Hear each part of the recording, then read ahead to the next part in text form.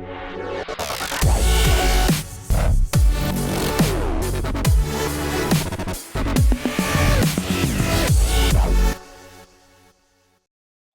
right, so today we're coming to you with another episode of Auto Glass Tech Talk, and we're taking it out to Ohio, Zanesville, Ohio. And for y'all that don't know, that's somewhere near Columbus. We got the homie James Chapman with us. So tell us more about you, man.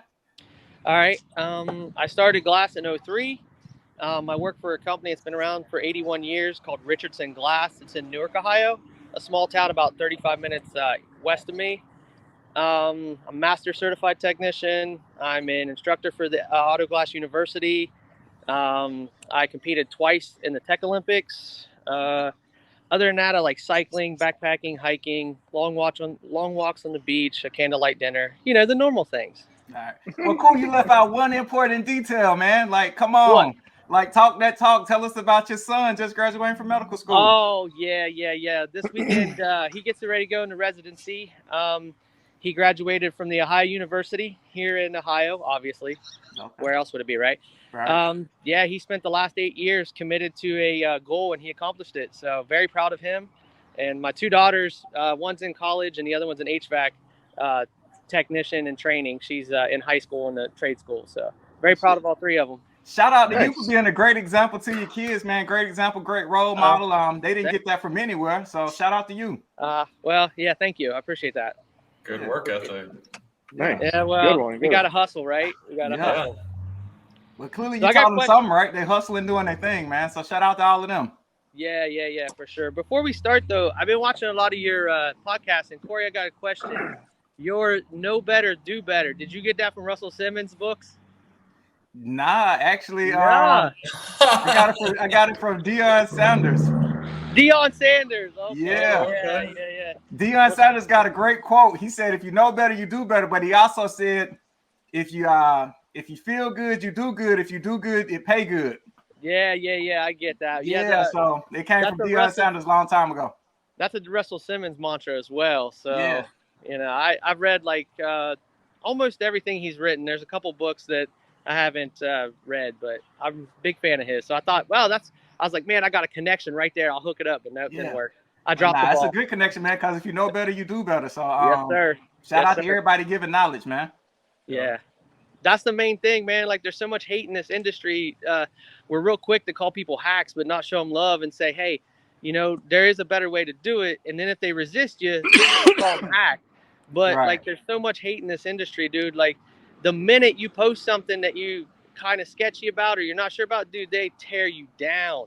Yeah. It's like, it is nasty in this industry. And it's not just, don't have a social media presence really, just Strava and YouTube. Yeah. And I don't even really post anything on YouTube, but man, they're like quick around here you pull a windshield out and you know the guy that did it like a couple years ago and you're like, man, this dude's a hack. But yet you don't reach out. Like, I try to reach out via text and stuff. And obviously I get slammed for it. Like, oh, you don't know, you're a chump, you have no clue. And it's like, all right, well, then you just go, yeah, well, you know, do better work, hack. But dude, we need more love in this industry. We can't take on Safe Flight if we ain't all united. Yeah, you got to be united. United, you stand, divided, you fall. But always just a simple reach out to somebody saying, hey, it's a different way. Or here's my perspective. You know, it's good constructive criticism and feedback to help people. Yeah, I love it when we've all done it. Yeah, and I think I love it when people tell me that. They're like, hey, you know, like, dude, you know, like, for example, in the Tech Olympics when it was 19 and there was some jovial poking about my mirror for getting it in the back seat, but I did not forget it in 21 in the back seat. So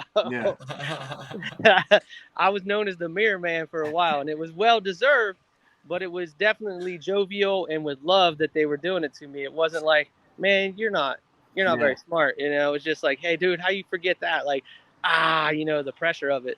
Right. Yeah, that's what's up, man. So let's go back to Auto Glass University. You said you're an instructor there? Yes, sir. I just became an instructor. I just got my instructor certificate. I did it at Yellowstone Auto Glass in DC and in Nashville, Tennessee at Carlex. I did both of those classes. Basically, I got my certification at Yellowstone doing the demonstration and the supervision. So I'm ready to teach classes now. What's in Tennessee? You said you went to the Carlex, like the Carlex plant. The plant, dude. Yeah, we got a Tell tour us about afterwards. that. We got a tour afterwards of how they start with the raw materials, and then they send it through the oven, and then they tear it into flat glass, and then they bow it, and then they make windshields for Ford. It was an amazing experience because not only do you get to understand where the part you're putting in comes from. Yeah. You know, you're like, hey, these guys, because we're just like what I was saying earlier with the love thing, we're quick to say, oh, that glass is a piece of junk, or that glass. We don't realize there's a human behind that making everything happen. And to a point, they take pride in what they do. I know everybody at Carlex did. They check every 50 windshields with a template, and those guys are on top of it, man. And so if something slips through, to what's obvious to us is like, how did that slip through? To them, it may not have been so obvious, and it was just a simple, mishap that they just went through. But that plant was amazing tour. Anybody can get to down to Nashville, Tennessee to Carlex, do it. It is amazing. They'll give you a tour. It's awesome. That's really cool to hear, because I think with the way the whole world has kind of gone with, robotic everything and, machines make everything now, it's kind of cool to hear that Carlex is still having people on the line, running it, doing everything. And there's a person behind that windshield, Yeah. Now, like some of the brackets will get put on by hand, like mirror buttons and stuff will get put on by a CNC machine, unless they have a huge order come in, and then they've got them set up doing it by hand. They put the lamination in by hand, they trim it, they check it, everything's ready to go. Wow. Yeah. Man, that sounds like an amazing experience, man. So shout out to Carlex for putting on the tours and stuff. So if anybody in that area, check them out, get a tour so you can see what it's like.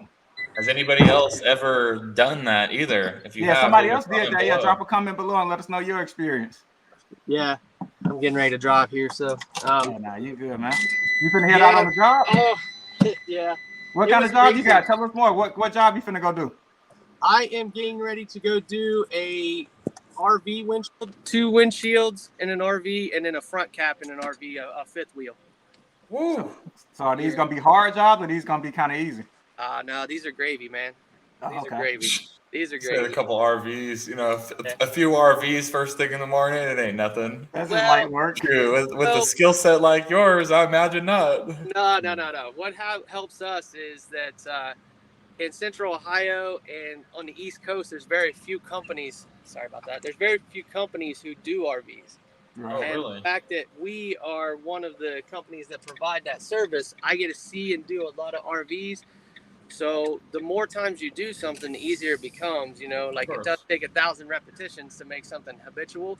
Right. But for us, we've done so many of them. Now we do run into problems. Like every now and then on the Winnebagos, you'll have rust, and you'll have cracking of the fiberglass on some of the other ones, and delamination of the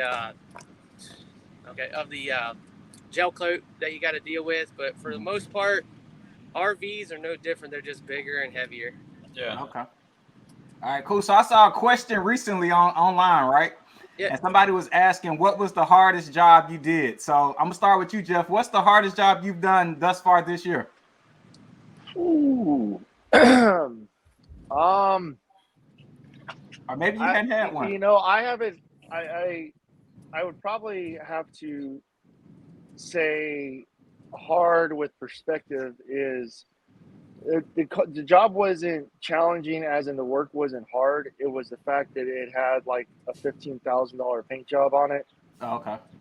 And I was doing a window on a 57 Chevy.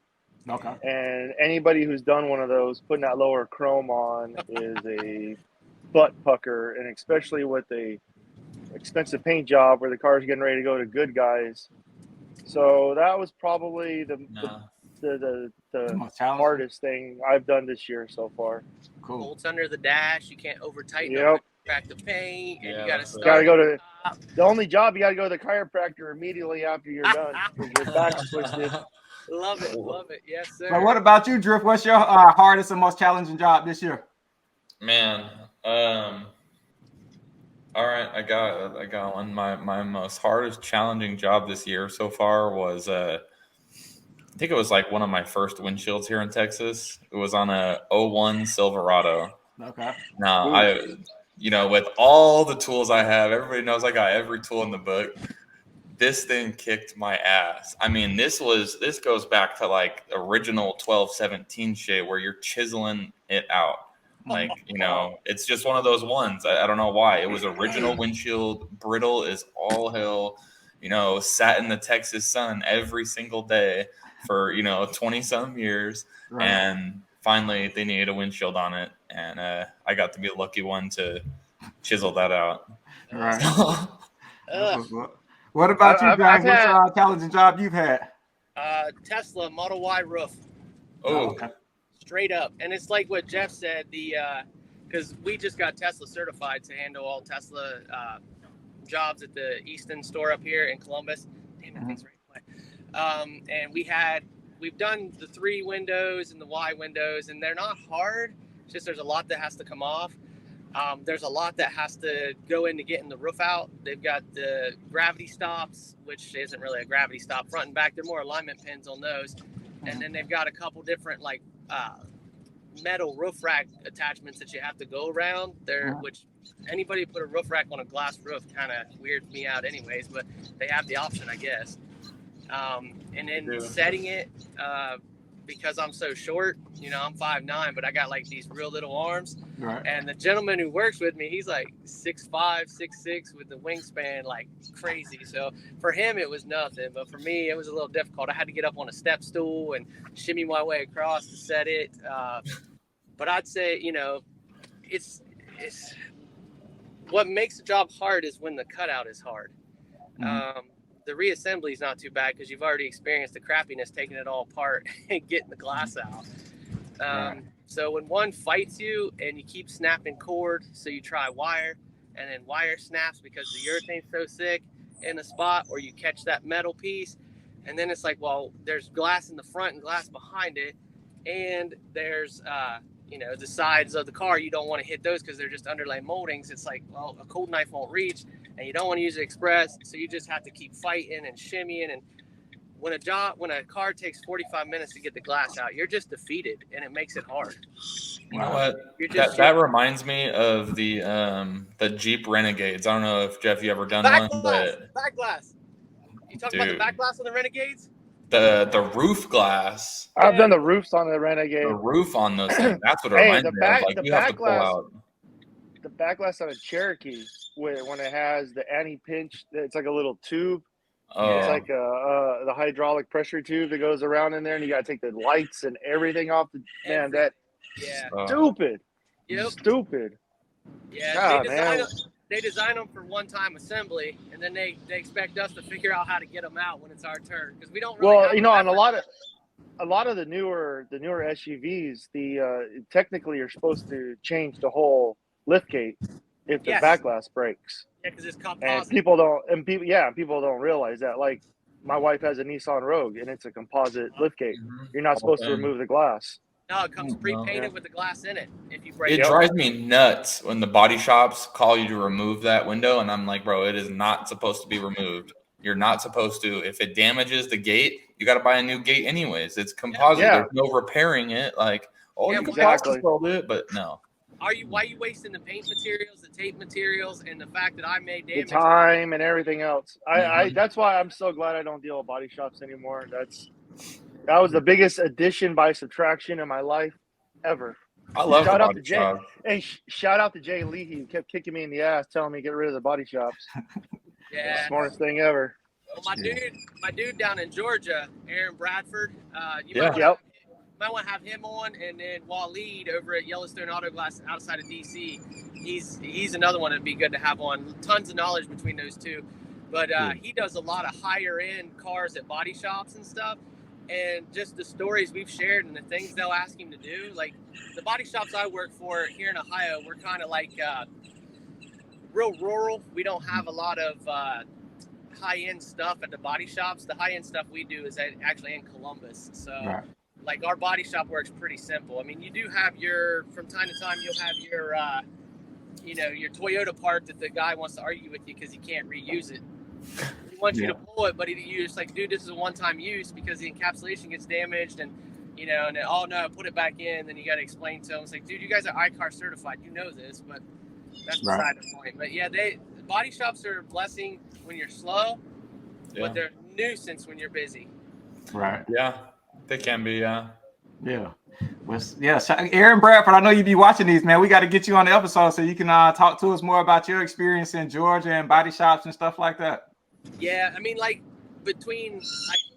one of the greatest things that the Auto Glass University and especially Auto Glass Week has done has let me meet some really cool people. I met Jeff, I met Drift, I met you, Corey, last year when I was shooting the basketball on your. So I met you there. Aaron, he was a competitor of mine. We became really good friends. My wife and I went down and visited him and his wife because my wife and his wife are friends. You know, Waleed, Jacob Scoofa, he just finished the Nashville class. He's one of the newer guys into the industry, and I'm trying to push him to go to the Auto Glass Week. He's a really talented tech for being so new into, I think he's a year and a half in or something like that. Right. So, like, you meet so many people that you develop bonds. Like, if I have a question, I call Jeff. Just like the roof cover I was having a question with. I call Aaron. Because we don't have a centralized information center to tell you how things happen. You have to rely on the people in your industry. Yeah. Now, Auto Glass Week is a good way to connect with people. You meet a lot of folks from different walks of life. They do things differently. And, you know, it's always a lot of information you can take in and take it for what it's worth. You can learn from it. Maybe you can give somebody else a pointer, but it's always a great way to connect with a bunch of random people from all over the world because people come from all over to compete and just take in the show. So it's a good spot. It's in San Antonio this year too, so it'll be I'm sure to get a lot of people there. You know, I gotta say the Auto Glass Week is probably the only reason I'm here in Texas right now, just because of the connections I made. Shout out to Roberto, you know, just because of the connections I made and the people I met. You know, shout out to Jeff too, you know, for making that between us because he knew him beforehand. I mean, you know, it's the networking is unreal. You know, don't just to go look at a couple vendors and leave. You know, make sure you're talking to people, meet some people that you haven't seen. Yeah, it's very beneficial. Yeah, it's a lot that happened. They got the meetups during Auto Glass Week. You can check all the information out on autoglassweek.com, but they got a meet and greet. They got a cocktail hour. They got the meetup groups, and then everybody else be doing stuff throughout the show, and then everybody going to eat after the show, so you can easily, you know, break bread and fellowship with a lot of people. So if you're looking to go, if you're on the fence, go. San Antonio should be a good amount of people there. We'll all be there, so, you know. I'm hoping to go. I got to talk to my boss Saturday about lining everything out for me to compete again and go. And, you know, like what Corey was saying with all the classes and stuff on last episode was the certification. Like, if you can go there and do the little, you know, classrooms that they have and get your certification, or you can come to Auto Glass University, or even get with an experienced tech who can teach you, and then you can get certified. Mm-hmm. That right there just shows your commitment to your profession. Yeah. And when you care enough to get certified, you care enough to work on someone's car and not damage it, man, in my opinion. Right. Nah, you're right. In my opinion. Yep. Yeah. Agreed. So that's what's up. So I'll be mindful of everybody's time. I asked all y'all one final question before we get out of here. What you working on this week, Jeff? I have a 64 Chevelle convertible that just got out of the booth that I'm doing quarter glasses, door glasses, windshield on. So that's going to be a little fun. I got a couple house windows, got a second story residential window to do. So that's going to be a new challenge for me. Okay. So a fun week ahead of me for sure. There you go. What you got working on this week, Drift? This week, making some money. Jeez. I'm finalizing the new business stuff and trying to get the name out there and get some cards and info out to my city here. That's and try and lock some new accounts in. Yeah, that's what's up, man. What about you, James? What are you working on this week? I think we have a total of 4 RV windshields this week.